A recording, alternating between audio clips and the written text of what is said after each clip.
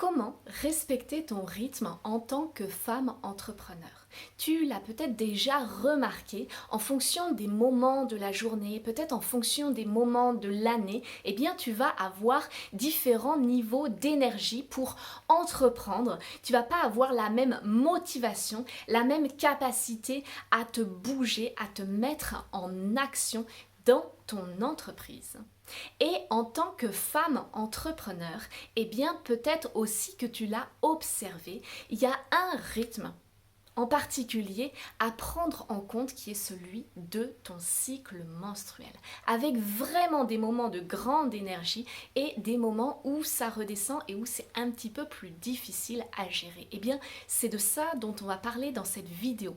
Comment apprendre à respecter ton rythme en tant que femme entrepreneur en te basant à la fois sur ton cycle qui va être vraiment un élément essentiel, mais aussi en venant vraiment écouter et t'honorer dans ces différents niveaux d'énergie que tu vas vivre dans ton entreprise. Mais avant ça, laisse-moi me présenter. Moi, c'est Maëlle Mériot, je suis coach et mentor pour les femmes entrepreneurs des métiers de l'accompagnement qui souhaitent faire fleurir leur business en ligne tout en honorant leur nature et leurs aspirations profondes. Est-ce que ça te parle? Si oui, je t'invite à t'inscrire sur cette chaîne YouTube et surtout à mettre la petite cloche pour recevoir les notifications de mes nouvelles vidéos. Et donc aujourd'hui, eh bien, je te parle de comment respecter ton rythme en tant que femme entrepreneur et notamment comment prendre en compte ton cycle menstruel pour entreprendre. Parce que je ne sais pas si tu l'as déjà vu, mais parfois, essayer de s'organiser au mois dans son business, essayer de faire un planning prévisionnel au mois, eh bien il y a des fois où ça marche et puis il y a des fois où ça marche pas. Parce qu'il y a comme un rythme interne qui est plus fort que ça et qui est le rythme de ton cycle menstruel.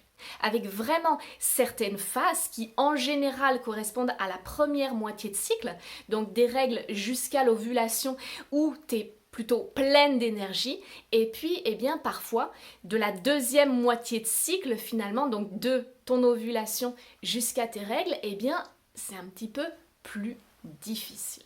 Et c'est ce fonctionnement cyclique qui est naturel chez nous en tant que femmes, eh bien parfois en tant qu'entrepreneur, on a du mal à le respecter parce qu'on a cette fameuse to-do list et on se dit j'ai ça, j'ai ça, j'ai ça, j'ai ça, j'ai ça, j'ai ça à faire. D'accord? Et parfois, juste petite précision comme ça, on a énormément de choses à faire, mais on ne met pas le focus au bon endroit parce que on le fait depuis un espace de contrainte, depuis un espace où on se force et finalement, eh bien, ça ne donne rien de bon parce que se forcer en général, c'est pas hyper magnétique. D'accord? Donc moi, j'ai envie de vous inviter à revenir à l'écoute de votre rythme, de votre cycle féminin pour vraiment revenir dans un espace où vous avez le goût de faire les choses, où vous avez le goût d'entreprendre, où vous sentez que vous êtes porté par une énergie qui est celle de votre élan, de votre créativité, où vous sentez qu'il y a du feu à l'intérieur, il y a de l'énergie.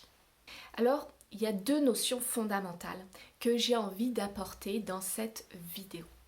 La première notion, c'est que vraiment, je vous invite à voir votre rythme comme quelque chose qui peut être très fluctuant et c'est ok.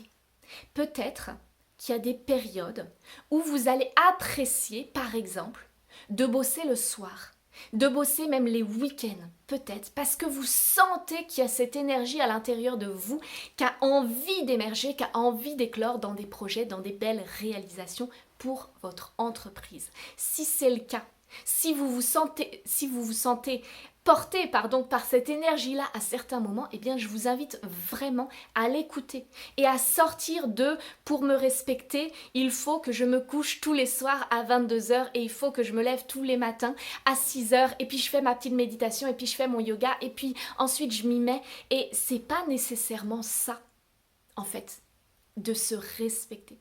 Se respecter, c'est aussi être à l'écoute de son niveau d'énergie. Et quand il y a plein d'énergie, c'est ok potentiellement de se coucher très tard et de bosser. C'est ok de dire à son compagnon ou à ses enfants, bah non, ce soir, j'ai boulot. J'ai boulot parce que je sens que j'ai cette énergie qui est là. Et c'est ok.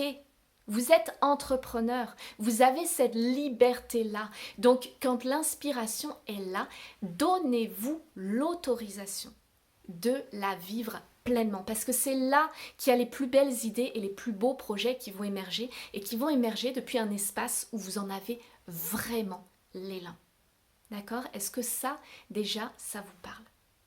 S'il y a ces pics d'énergie à certains moments, alors ça peut correspondre parfois toujours au même moment de votre cycle menstruel. Par exemple, parfois ça va être en période préovulatoire, juste avant l'ovulation, où vous allez avoir comme cette montée d'énergie, ou alors juste après les règles parfois, hop, comme une montée d'énergie, et puis vous allez être pleinement créative, avec plein de nouvelles idées.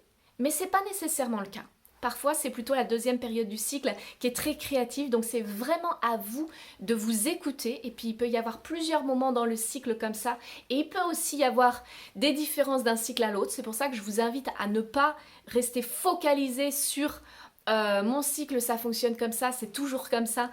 Et je me base seulement et uniquement là-dessus. Non, mais ça, on va en reparler juste après. Donc ça, c'est pour les phases où vous êtes pleine d'énergie. Mais s'il y a des phases comme ça où vous êtes pleine d'énergie, ça veut aussi dire qu'il y a des phases où vous avez moins d'énergie. Et le risque, moi ce que j'observe souvent, c'est que finalement, quand on se voit aller comme ça dans des périodes de grosse énergie, on a tendance à se dire ça devrait toujours être comme ça. Et du coup, je vais essayer de garder ce rythme-là, comme si c'était un rythme de croisière, alors que non. En fait, c'était le moment où vous avez pleinement écouté votre pic d'énergie. Mais derrière, ça veut dire d'apprendre aussi à se respecter dans les moments où on a moins d'énergie.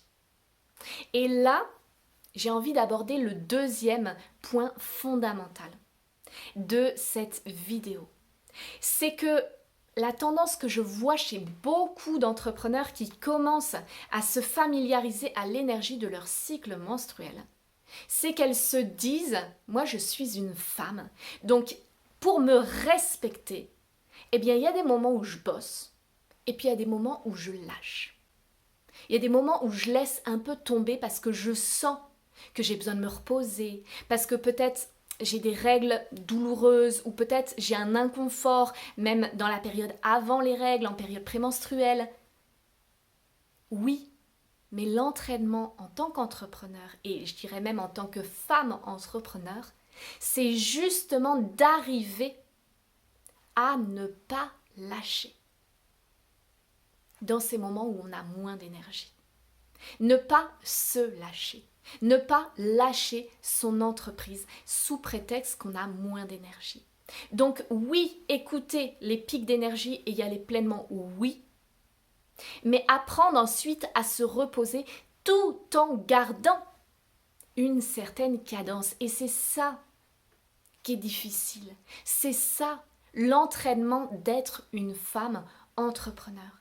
C'est de continuer à se rendre visible. C'est de continuer à vendre ses services. C'est de continuer à proposer ses séances et ses accompagnements, même dans les périodes où c'est plus challengeant, tout en restant en conscience avec ce qui nous arrive. Donc, ça veut dire peut-être s'autoriser plus de moments de pause dans la journée. Ça veut dire s'autoriser à ne pas veiller tard le soir pour bosser, mais aussi, j'ai envie de dire, pour regarder une série, mais plutôt honorer son sommeil, venir se respecter dans son besoin de sommeil dans ces périodes où on a moins d'énergie. Et puis ça veut dire comme parfois passer en mode service minimum. C'est-à-dire c'est quoi la priorité dans mon entreprise, ce que je dois continuer à faire tourner même s'il y a des choses que je dis ça ce sera pour plus tard, ça ce sera pour plus tard. Oui d'accord, Mais c'est quoi le service minimum? Et le service minimum, je peux vous dire que c'est pas juste vous mettre sous la couette et vous couper totalement des réseaux sociaux par exemple, alors que vous aviez essayé de mettre une dynamique en place, d'être active, ça fonctionne pas. Si d'un seul coup vous êtes super active et puis que juste après il n'y a plus personne pendant 2-3 semaines, le temps de s'en remettre, ça ne fonctionne pas. D'accord? Donc il y a comme cette espèce de moteur de fond qui doit tourner en permanence avec votre service minimum. Et ça, c'est la cadence que vous devez garder en permanence. Et vous autoriser à monter en énergie quand l'énergie est là, quand l'élan est là. Est-ce que ça vous parle? Si oui, je vous invite vraiment, encore une fois, à suivre ma chaîne YouTube, à mettre la petite cloche pour recevoir les notifications de mes nouveaux contenus et on se retrouve très bientôt.